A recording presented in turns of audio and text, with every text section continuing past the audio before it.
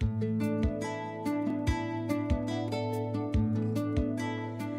what happens in the break stays in the break too, I guess, That's right.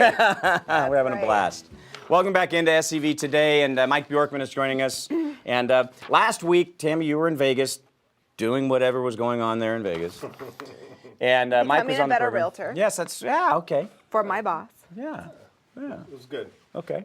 But you mentioned emails, and we got a couple emails. They were mad that we got cut off. I believe because it. we were just starting to get into something that Exactly. everybody actually is worried about this time of year. Right. So it was kind of interesting, and it's almost something having a series on that we could go on for a couple of different shows.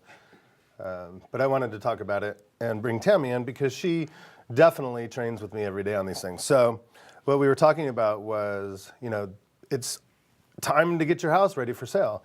And there's 1,500 realtors out here, obviously hundreds of thousands of people, and people really don't know how to choose a realtor. You can get referred to somebody, but let's admit we've always gotten bad referrals or referrals we're not comfortable with.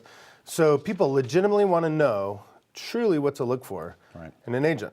So we broke it down into 4 parts. I think we only got into 1 last week. We did. We only touched the very first one, but let's review that first one again. We'll go from the top. I don't remember what it was. So let's go into all 4 quickly, and then we'll break them down in case we run out of time, like I feel we're going to. We won't. We've padded it this time. Oh, we fixed it. Yes. All right, cool. For you, Mike. So 4 parts. And I used to say marketing was the most important. Now I've changed that to technology. Marketing, it could be open houses, pushing flyers and postcards around the neighborhood. Old school things don't work anymore. The numbers are staggering now when we have over 95% of all people find their homes or their agent on the internet. So we have to do absolutely everything necessary to push technology. We can get into that in a second. The second thing that people need to be most concerned about is experience.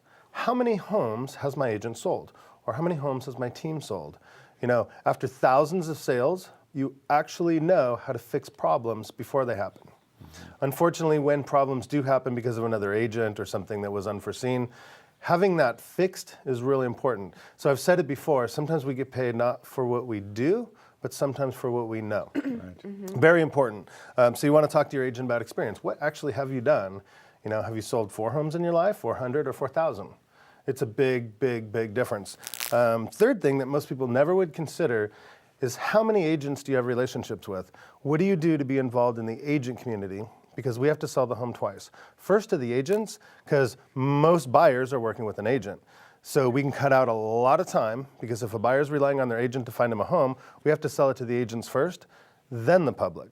Most people just forget about that, don't ever think about it. Right. And the fourth thing that's crucial is price. When somebody goes to interview an agent, they come over, or if I go over to their home, or if Tammy goes over to their home, they say, okay, what's my house worth? Well, it's an important part of it, obviously, because that's your money end up in your pocket. But the most crucial thing to remember is we don't set the price. The market does. So you have to have an agent that's experienced enough and willing to go above and beyond the call of duty to flood you with enough information to make a truly educated decision. So you have to hire the agent first, then work as a team on price afterwards, because your agent could go high and cost you 3 to 5% by waiting on the market 60, 90 days, or they could go low, cost you 3 to 5% money out of your pocket. So not necessarily the best way to pick an agent's by price. It's by experience, marketing, and what they do to the other agents. And I don't know if it was last week or some other time when you were on the program, or maybe it was just you and I talking on our own, but you said to me one time that a lot of times when they throw out, when an agent wants the listing, they list it at a higher than what the market value would be, hoping that the buyer or the sellers then would say, oh, well, we want to go with him because he's going to get us more money. Right. When in reality, that is right. That's And typically what the agents do is they'll throw out a really high price and actually bid for the listing, which is stupid because it just hurts the owner, hurts the agent, their reputation, and eventually it's going to cause a bad relationship. So if an agent is throwing a high price out there, maybe they're weak on self-confidence, maybe they're weak on experience level to truly bring that information, or maybe they don't have a market plan sufficient to bring a high price. So you really got to dive into that and look at these things. What we did is we put together a list and a video, a report, whatever you want to call it, where I wrote down the 21 most crucial questions to ask an agent when interviewing. And you could just Google Mike Bjorkman 21 questions. It pops up everywhere because people use it a lot. And then I'll send you that free report and I'll answer all these questions for you. So when you do, like we said last week, it's crucial that you interview 3 agents so you really know what's going on. You could take this list, ask them, and see how they score based on the answers that I've provided after selling thousands of homes for over 20 years. So if you don't love me, that's fine, but I still encourage you to interview these agents with those questions because it's so important, especially the technology. You know, we've created a marketing video that goes over a lot of the key benefits of technology and marketing. It's not just your website anymore. It's other websites that you syndicate to. It's building a custom website for the home. It's social media is huge now. We spend $1,500 to $2,000 a week or a month on social media because we get 26% of our hits on social media. So just because your agent says, oh yeah, you're on Facebook, yeah, you're on Twitter, but are they promoting that? The difference of a couple hundred people seeing your home or 10, 20, 30,000, that's a big difference. You could do a full page ad in a newspaper on a Sunday and have maybe 300, 400 people see it. But if you promote it online, it's thrown away. You promote it online, it's got longevity, it stays there forever. People share it, people view it, there's a lot of video. It just goes on and on and on as far as technology goes. And I have a question going back to price because it's something that I've actually even heard recently.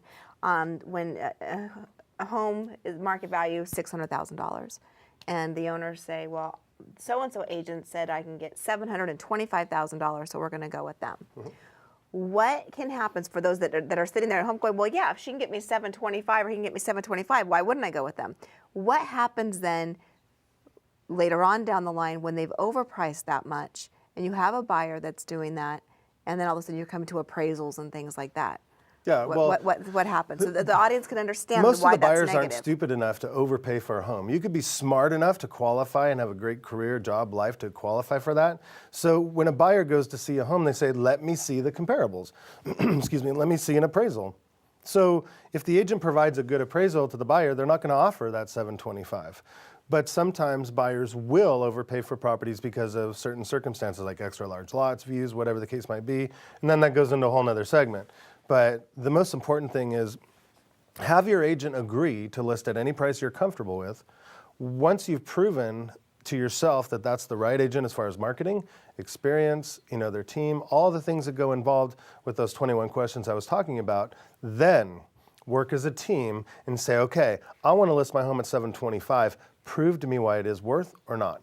Go get all that information. Like we'll go do an appraisal that takes hours and hours and hours, but we won't do that until we have the commitment from the owner that we're the right agent. If you just have 3 agents come over, they're not sure if they're going to have the job, they're only going to spend 5-10 minutes me going, yeah, I think it's right around here. That's devastating to how much money ends up in your pocket. People say, why do you get, on average, 3 to 5% more than most agents? It's simple. We price them at current market value based on what a buyer's willing to pay in this particular market. We get them sold in a couple weeks instead of a few months. That's the big difference. And I think the big difference is you care. caring actually You helps care. too. I mean, you care to do the best. Right. Well, we're going to be here for a long, long time. Tammy and I work hard on relationships and on referrals. So we're not going to go out there and just wing it. We really do put a lot of time, effort, and energy into properly preparing a homeowner to go on the market.